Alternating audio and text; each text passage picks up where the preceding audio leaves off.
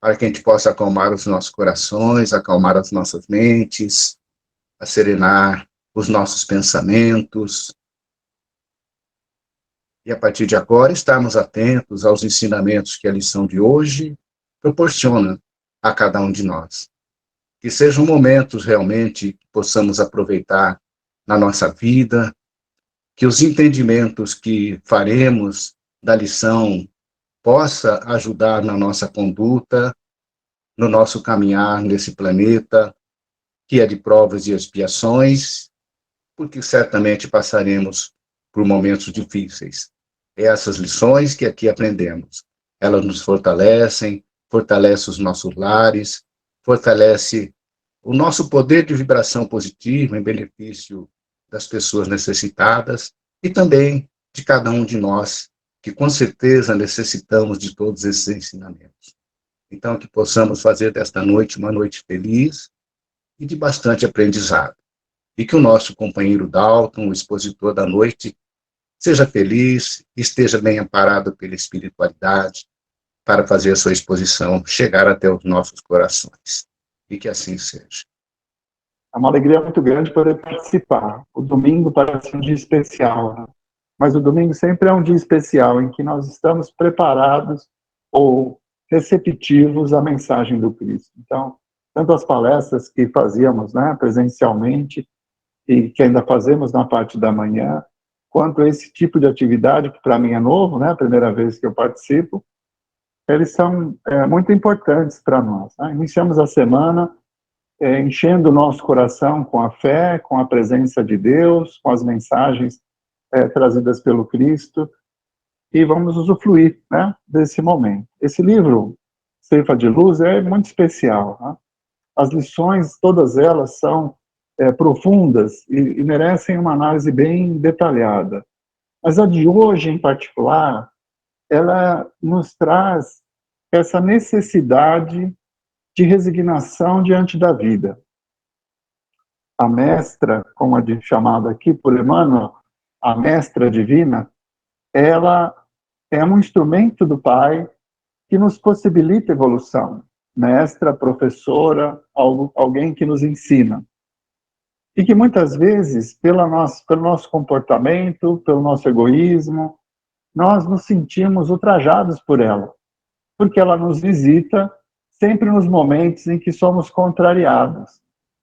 Então, o texto de hoje ele é muito rico nesse sentido, porque nos traz as explicações e por que das necessidades que temos de passar por essas experiências, né? De ter essa energia, vamos chamar assim, como professora. E Emmanuel começa assim: estai, pois, firmes. Essa é uma frase de Paulo de Tarso, Efésios 6,14. Arrancando-nos ao reduto da delinquência e arrebatando-nos ao inferno da culpa, a que descemos pelo desvario da própria vontade, concede-nos o Senhor a mestra divina, que, apoiada no tempo, se converte na enfermeira de nossos males e no anjo infatigável que nos ampara o destino.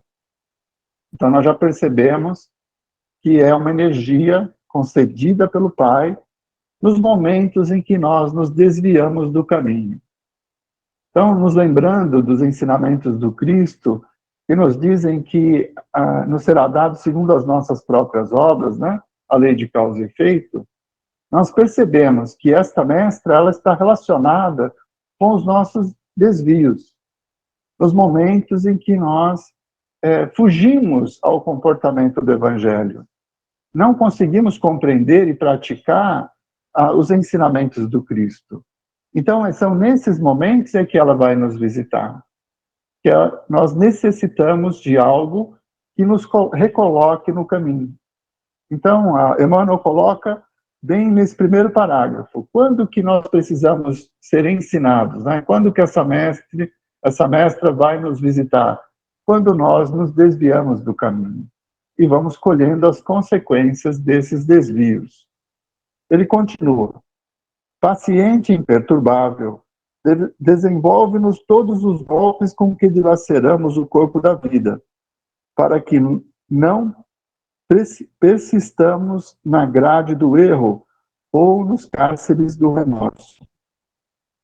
Mais uma vez, a citação referente à lei de causa e efeito. Quando nós nos desviamos do caminho, assumimos compromissos. E é ela que vem nos ensinar. Ela vem nos trazer meios para que, resgatando as consequências daquilo que fizemos, possamos encontrar de volta o caminho. Ou aprender a não fazer de novo aqueles atos que nos levaram à dor, né? Que nos levaram ao desvio. Então, ela é paciente e imperturbável, quer dizer, algo inexorável. Deus é infinitamente misericordioso. Ele jamais vai exigir de nós algo que nós não possamos realizar, mas ele também é justo. Isso quer dizer que todos os desvios que nós cometemos, todas as vezes que nos afastamos do Evangelho, nós assumimos compromissos. E por ele ser infinitamente justo, nós vamos ter que resgatar esses compromissos, só que de uma forma misericordiosa. Por quê? Vai ser de acordo com as nossas forças. É como Jesus nos diz: amai segundo as vossas forças, até o limite das vossas forças. Esse é uma exigência que nós precisamos compreender. O Pai jamais vai exigir de nós além das nossas forças. Então, a sua misericórdia vai nos colocar no caminho, mas sempre teremos que resgatar tudo aquilo que nos desviou desse caminho. Então, Emmanuel vem trazendo exemplos, né? Aqui, modela berços entre chagas atrozes, com que nos restaura os desequilíbrios do sentimento. Ali traça programas reparadores, entre os quais padecemos no próprio corpo as feridas que abrimos no peito dos semelhantes. Então, muito claro isso. Nós, pela nossa ignorância, cometemos erros. Já vivemos muitas vezes.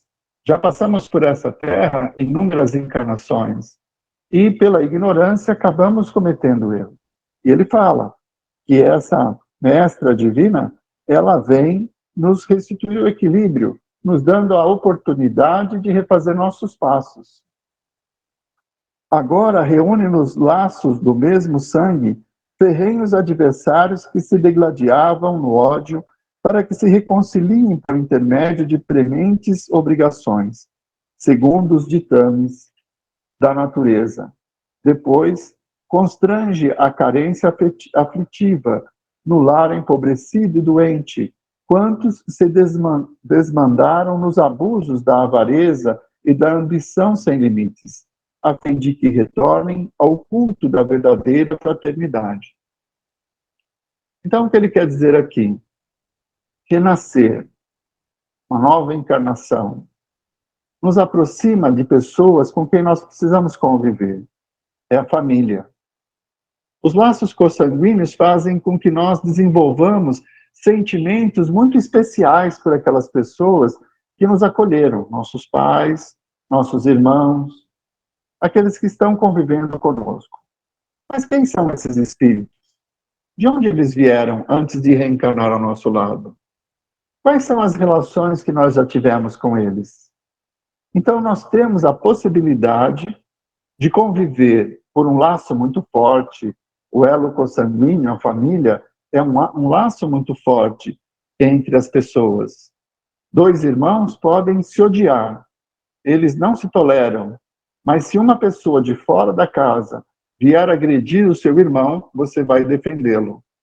Então, existe um problema de antagonismo entre eles, mas quando é um terceiro que adentra o recinto, o laço consanguíneo faz com que eles se unam. Então, dentro da família, nós temos essa possibilidade de conviver com nossos inimigos do passado. E temos esse meio de, pelo amor de filiação, o amor de irmãos, superarmos essas diferenças, revivendo experiências que já vivemos antes, sob o véu do esquecimento, tão importante nesse momento, porque se nós reconhecêssemos todos os espíritos que compõem a nossa família, talvez nós fugíssemos dela e não conseguiríamos resgatar tudo aquilo que se faz necessário. Então, dentro da possibilidade da misericórdia do Pai, nós temos esses meios de conviver com o inimigo do passado. No livro Missionários da Luz, nós temos uma experiência que deixa muito claro isso que o Emmanuel coloca aqui. É o caso Segismundo. Ele, por amor, acaba matando o seu adversário e depois sendo desprezado pela mulher que ele amava. E ele, por fim, se suicida. O tempo passa, esse casal retorna à vida para viver o amor que eles tinham um pelo outro. E Segismundo, como não aceita essa possibilidade, transfere para eles a sua infelicidade, ele passa a ser um obsessor do casal. Com a interferência do mentor de André Luiz, esses espíritos se reencontram em desdobramento. E ali chegam ao consenso de que era preciso uma convivência nova. Então o casal aceita o Segismundo como seu filho. Então, a situação. Aquele que era um obsessor compreende que precisa vivenciar uma experiência diferente com aqueles dois espíritos e pede a oportunidade de renascer como filho. O laço de família, o amor de mãe. Ele vai passar por uma prova muito difícil, porque vai ter ciúme em relação ao pai, pela paixão que ele sente por aquela mulher. Mas, como filho, essas relações vão se alterar e ele tem a oportunidade do resgate, aprendendo a respeitar o amor do outro. Porque o outro não é obrigado a nos amar no mesmo grau, na mesma intensidade que nós o amamos. Então a gente percebe que a família possibilita essas religações em uma convivência diferente. É claro que o esquecimento ele está relacionado apenas durante a encarnação. Ao retornarmos todos à pátria espiritual, vamos nos lembrar de quem somos, do que fizemos, e ali vamos perceber a evolução que nós tivemos. No caso de Segismundo, não tem a descrição. André Luiz não conta a história dele depois da encarnação. Pelo menos não que eu tenha lido. Mas nós temos a esperança de que eles tenham vivido como uma família em harmonia. O pai perdoando aquele que um dia foi o seu assassino, e a mãe aceitando aquele espírito que a perseguia e a perturbava como filho, e amando. Então, na família, nós temos essa possibilidade dos resgates. E a mestra divina, ela vai nos visitar para que nós possamos dar mais valor às situações que a misericórdia do Pai nos oferece. Então, ele fala aqui, no lar empobrecido e doente, quantos se desmandaram nos abusos da avareza e da ambição sem limites. Mais uma vez, é muito clara a lei de causa e efeito. Teve a riqueza numa encarnação. Usou essa riqueza para os seus desejos pessoais. Às vezes, pessoas não conseguem usar a riqueza nem para si mesmos, de tanto medo que tem de perdê-la. A avareza, como uma patologia.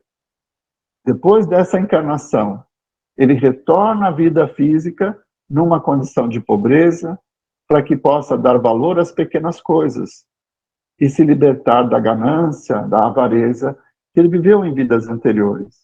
Então a gente já começa a delinear que essa mestra divina é a dor. É a dor que nos visita em momentos em que é necessário perceber que precisamos mudar alguma coisa na nossa vida. Emmanuel continua. Hoje refaz a inteligência transviada nas sombras, pelo calvário da idiotia.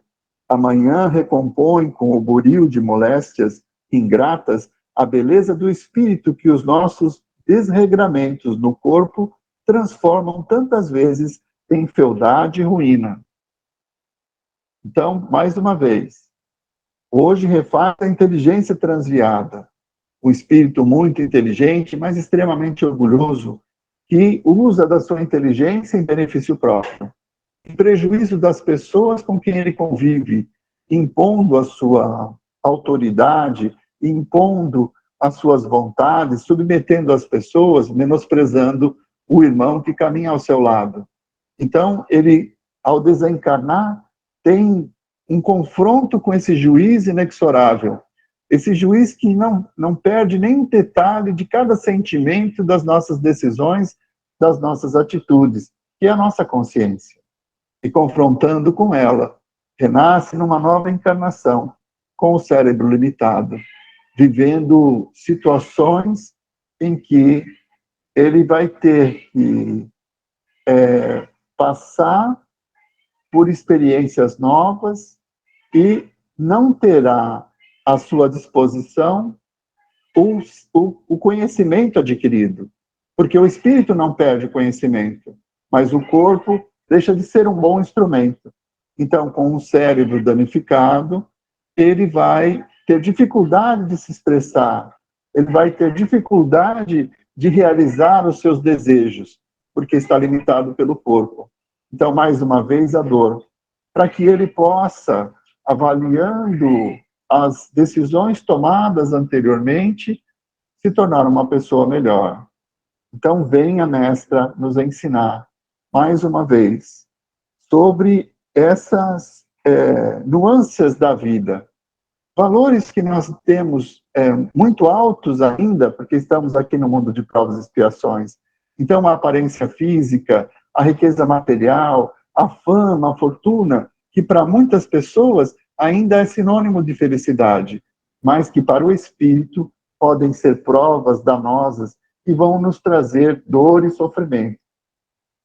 E como nós somos julgados por nós mesmos a partir da nossa consciência, pedimos numa nova encarnação a oportunidade de renascer numa condição diferente, para que possamos evoluir e aprender.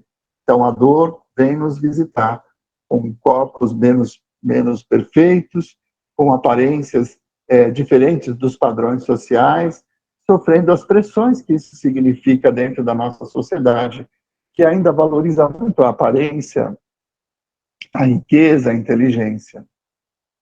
Emmanuel continua: aqui corrige, adiante esclarece, além reajusta, mais além aprimora. Então, a dor que nos visita, ela jamais será um castigo. Deus não pune aqueles que não conseguiram aprender ainda a lei, mas dá meios para que eles aprendam, através de novas experiências. Nós não podemos esquecer que somos espíritos imortais.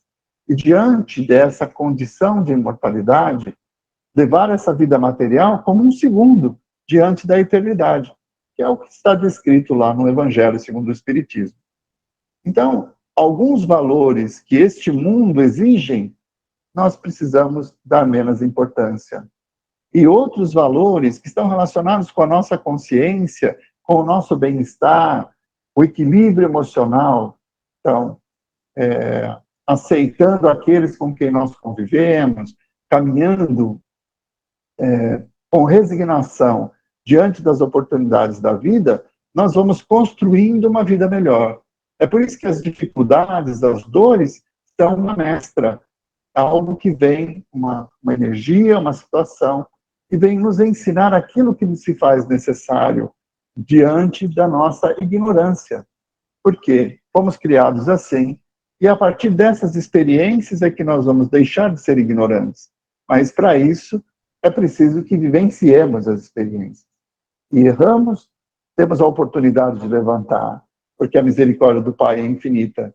E apesar da justiça ser perfeita e exigir que nós refaçamos nossos passos, resolvendo tudo aquilo que nós criamos, ele faz isso de uma forma misericordiosa, à medida das nossas forças. Então, a dor é nossa amiga.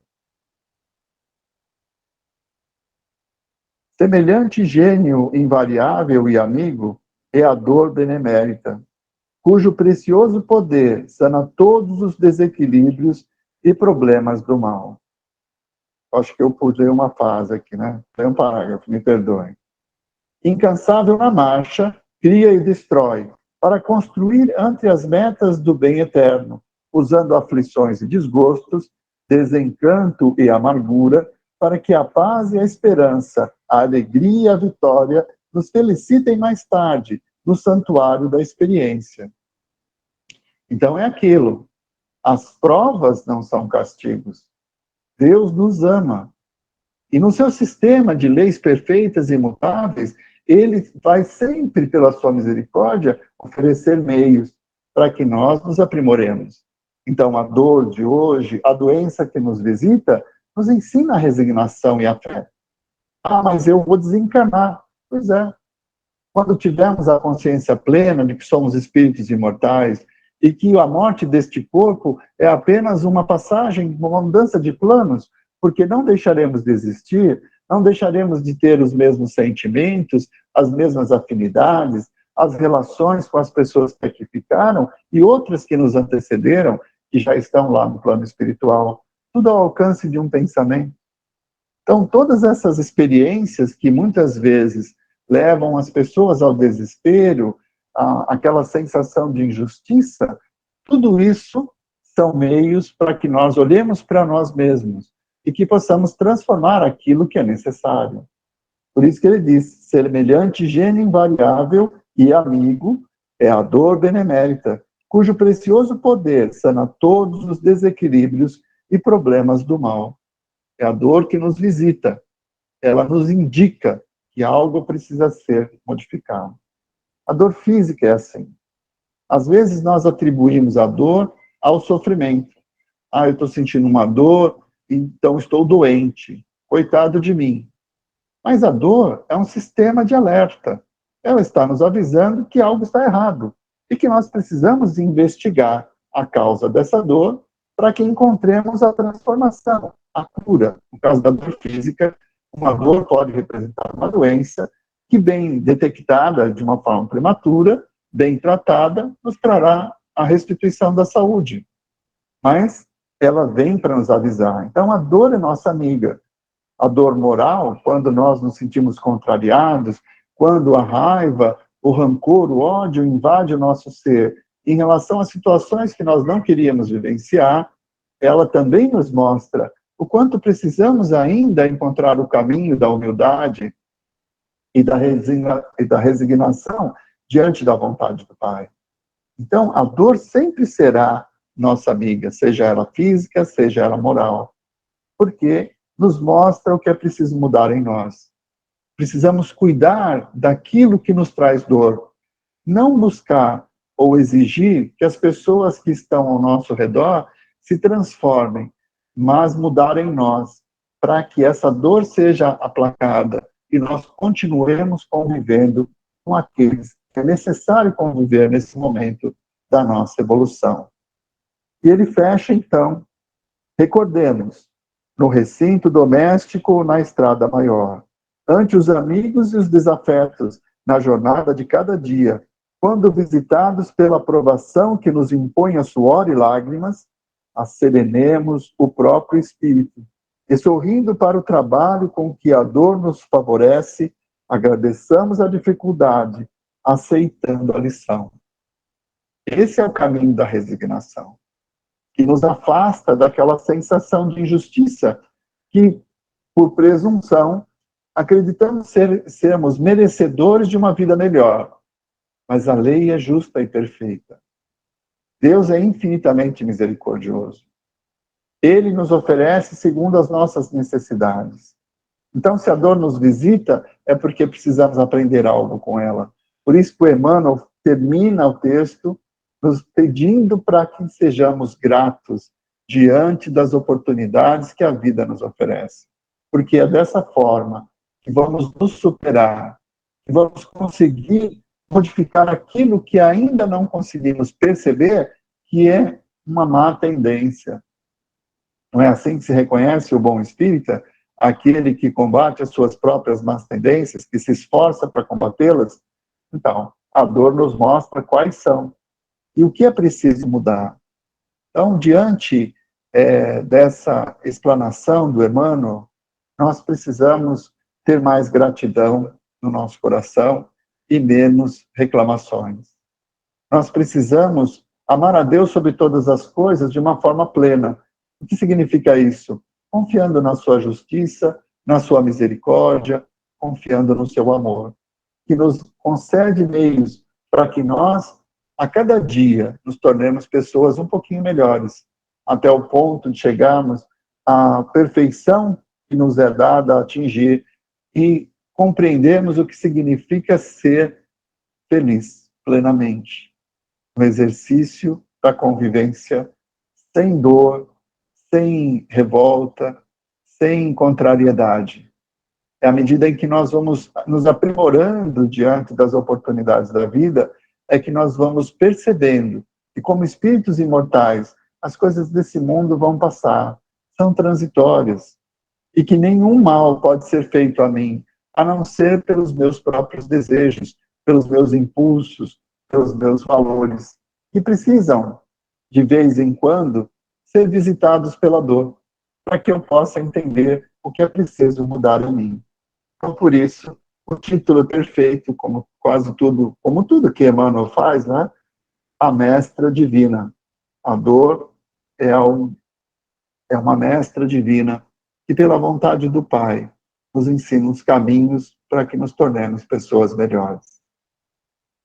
Essa ideia, a exposição que eu pretendia trazer, que possamos refletir sobre tudo aquilo que nos incomoda hoje e nos esforçarmos para mudar em nós situações que possam nos trazer paz e equilíbrio, porque nossa felicidade só depende do nosso próprio esforço.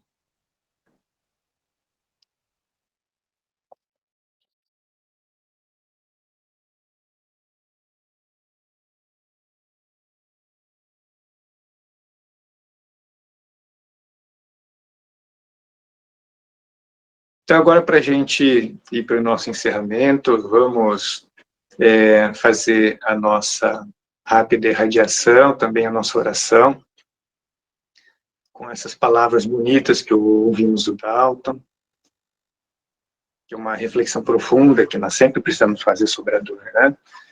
Então, vamos procurar, assim, nos concentrar, já com essa facilidade de ter esse estudo, de ter a nossa comunhão de ideias nesse momento de encontro, com amigos queridos sempre. E vamos procurar sentir as bênçãos de Jesus, de Deus, nosso Pai, nesse momento tão especial, no final de domingo, em que nos preparamos para iniciar a nossa semana, e que essas bênçãos venham, assim, fortalecer as energias dentro do nosso lar, dentro das pessoas que convivem conosco, que essa energia sempre possa trazer muita luz e equilíbrio. Que esse amor em que procuramos receber de Jesus possa nos fortalecer sempre. E esse momento especial crie sempre essa esfera tranquila e revigorante nas nossas casinhas. Obrigado, mestre, por todo o carinho que recebemos. Obrigado pelas palavras tão carinhosas e profundas que recebemos. Que o nosso coração possa se expandir com muita luz, muitas bênçãos, muita afetividade e carinho. E essas luzes, de alguma forma, possam ser levadas também para o equilíbrio de amigos nossos na nossa vizinhança, dos nossos familiares, para a nossa cidade, onde quer que tenham pessoas que precisem receber em seus corações também sempre essa esperança, esse amor e esse amparo. Também que essa luz possa se expandir para todo o nosso Brasil, que precisa tanto de carinho. Como já sabemos que Jesus que nos ampara nesse momento. Que as nossas energias também possam contribuir sempre para a compreensão, para o acolhimento e para o amor. E que a nossa semana possa se iniciar com muita paz. Que o caminho de cada um de nós possa ser de muito carinho e amor. E por onde estivermos, possamos levar esses ensinamentos, possamos levar essa luz e essa esperança a pessoas também que conviverão conosco nessa próxima semana. Obrigado, Mestre Jesus, sempre em teu nome, por todo o amor que recebemos. E que assim seja.